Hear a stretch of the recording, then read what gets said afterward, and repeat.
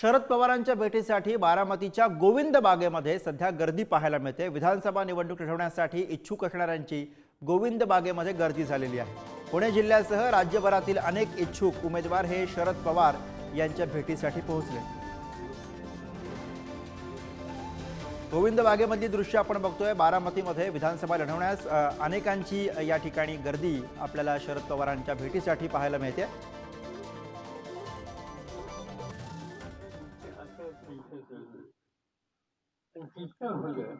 एका आठवड्यानंतर अर्ज घेण्याची सुरुवात होईल आणि साधारणतः मतदान हे 15 ते 20 नोव्हेंबर या तारखेच्या आसपास मतदानाची तारीख ही नक्की ठरवायची शक्यता आहे।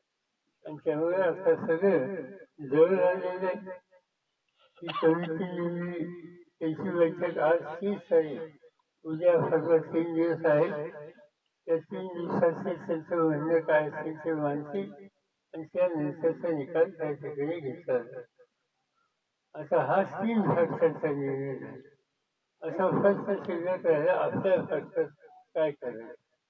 आणि आपल्या फरकामध्ये ठिकठिकाणी लोकांचा अतिशय आग्रह वेगवेगळ्या प्रकारच्या उमेदवारांना संधी द्यावी।